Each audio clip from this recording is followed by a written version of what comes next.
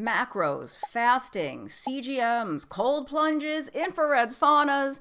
If you're new to keto, it's easy to feel completely overwhelmed. And if you're not so new, maybe you've been second guessing everything you're doing, wondering if you're doing it wrong. In today's video, I'll share with you 3 tips to get started in a simple, sane way, or to get back on track with the basics if you need a reset.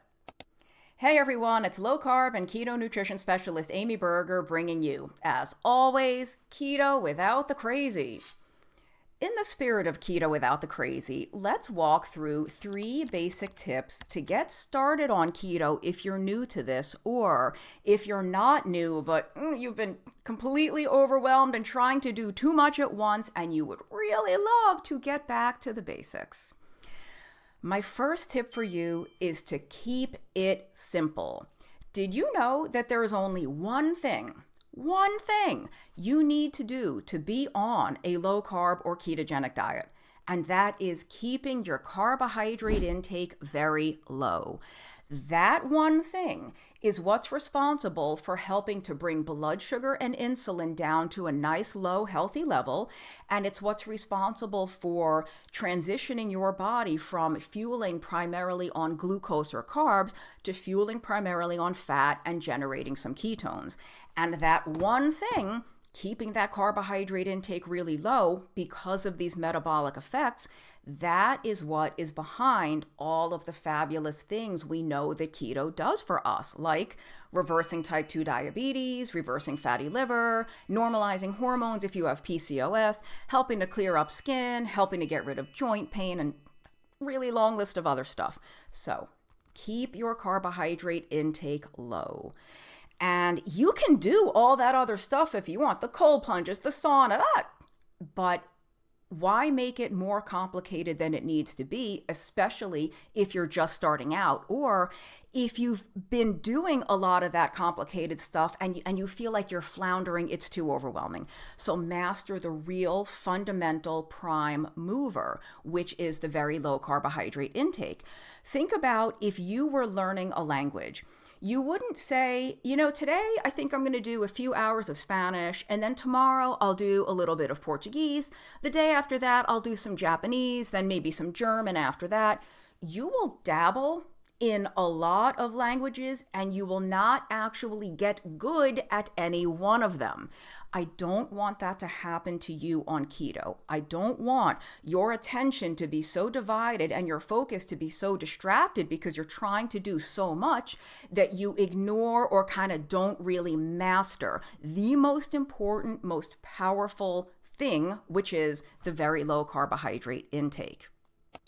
My second tip for you is to eat what you like. Doesn't it feel good to hear that? Eat what you like? Yes.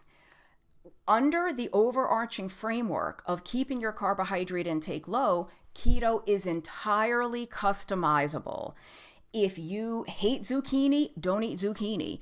If you keep kosher, good news, you don't have to eat pork. I know bacon features prominently in a lot of keto social media, and I love bacon, but you don't have to eat it.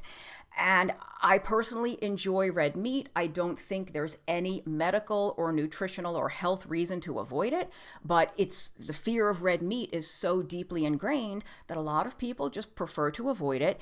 And if that's you, I think you could eat red meat, but if you want to avoid it, great. You can get all the fat and protein you need from other things, from eggs, from pork, from poultry, from seafood. There is no one food that you must eat to be successful on keto. Even there's no nutrient, there's no vitamin, no mineral that is specific to one food. You can get all kinds of things from a variety of different foods. You might have someone saying, sardines are like the best food for keto. They're so good for you. They're so nutritious. They are, but if you hate sardines, don't force yourself to eat them. And that's just one example. Please don't force yourself to eat anything that you don't like. Forcing yourself to eat foods that you don't even enjoy is the fastest way to quit keto. It's the fastest way to abandon ship. Because if you are making your diet up of a lot of things that you don't like because you think you should eat them or you're supposed to eat them, you're not going to enjoy it. It's going to be miserable. And guess what? That means it's unsustainable. It's unrealistic. And I want you to be able to do this for the long term. And I want you to enjoy it. So you never have to eat something that you don't like. And frankly, don't so many of us have more than enough experience from years past of choking down stuff we didn't like because we were following a particular thing? Haven't we had enough dry rice cakes and fat-free cottage cheese and applesauce instead of oil and recipes? Remember the not so good old 80s when we all did that? We've been there, done that. Keto gives us a lot more freedom. My third tip for you today is to eat what you can afford. Just like keto is entirely customizable for your personal preferences in terms of the food, it's entirely customizable to fit your budget. If you can afford fancy schmancy food, the top quality, and you're really concerned about the provenance, by all means, get the best food that you can afford or the food that makes you feel most comfortable.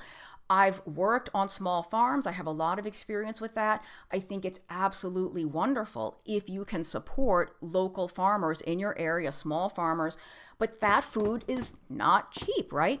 And if that is not within your means, please do not worry that you can't be successful with keto. You can be successful getting food at your regular local supermarket. You can be successful getting your food exclusively at Walmart or the equivalent if you're outside the US. Please eat what you can afford, just keep the carbs low. There's a lot of very prominent influencers trying to get you to buy supplements that are very expensive or fancy products that are very expensive, and none of that is required. Maybe some of it will benefit you, maybe it won't. If you've found something that you can afford and that you like and you think it's actually making a noticeable difference, by all means, keep buying that stuff and keep using it. But keto has been around a long time. You might hear that it's new or it's a fad. Keto actually goes back well over a century, and people have been successful eating this way. People have reversed all those health issues long before this stuff existed. These expensive supplements, these fancy products, they're just not required. And I think making it sound like you must eat that sort of purview of things, that level of food, puts up a barrier. It is an automatic obstacle. It's a wall that leaves out millions of people who are maybe on really, really limited budgets. And I love that keto can be as welcoming and as inviting as we make it, because you don't have to buy very expensive food and you can eat what you like as long as the carbs are low. So let's sum up real quick. 3 tips.